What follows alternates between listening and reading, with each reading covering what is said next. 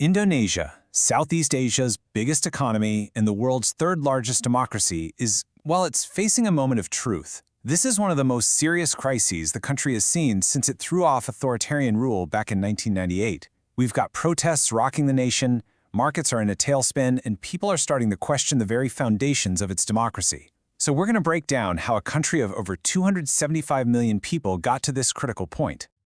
You know, this quote from Antonio Gramsci, it feels like it was written for this exact moment in Indonesia. It perfectly captures that feeling that the old way of doing things, the political order we've seen for the last decade, is broken. But a new, clear, democratic path forward, it's still struggling to be born out of all the chaos. And that struggle is really what this story is all about. Okay, so first, let's just dive right into the immediate crisis, the fire that's burning right now. What does it actually look and feel like on the ground when a nation gets pushed this far? Well, for starters, the political crisis hit the economy, and it hit hard. A 7% plunge in the stock market in one day, that's not just a number on a screen.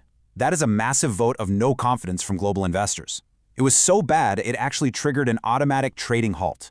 It's a huge red flag signaling some serious fear about the country's stability.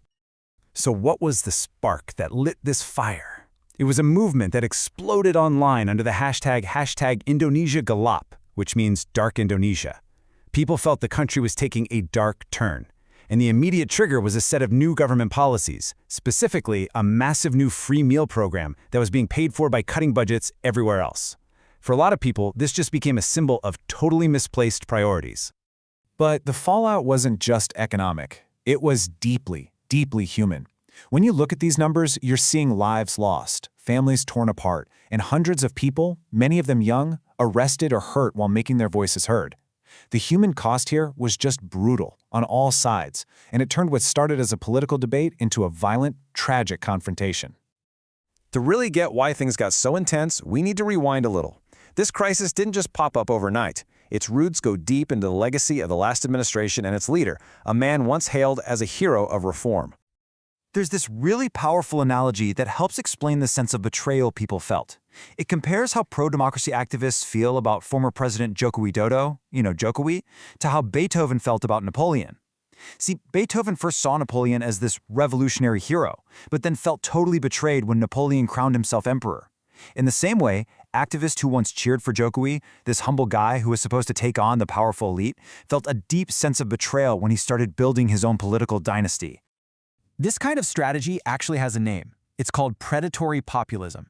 And it's important to understand this isn't just about being popular. It's a very specific playbook.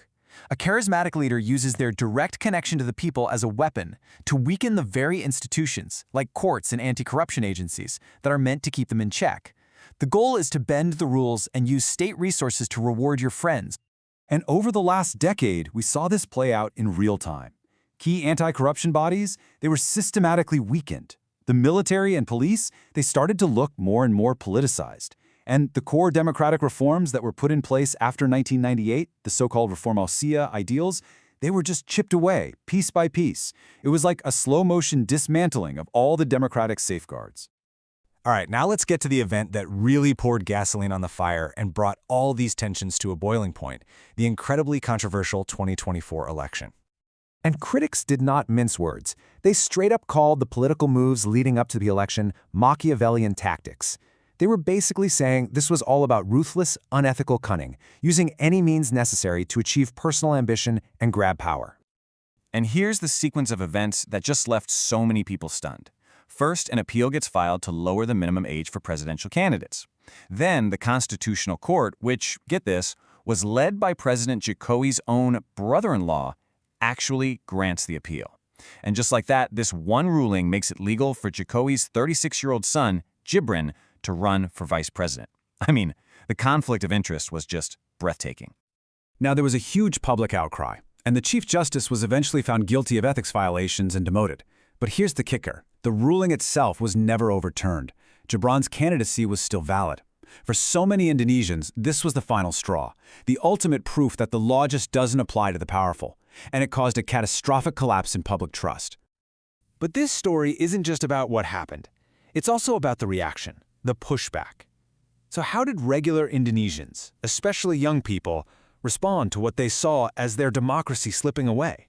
Well, their anger wasn't just random noise. The protesters came with a clear, pretty sophisticated list of demands. They wanted to repeal the controversial budget cuts, get transparency on government programs, and reject laws they saw as anti-democratic.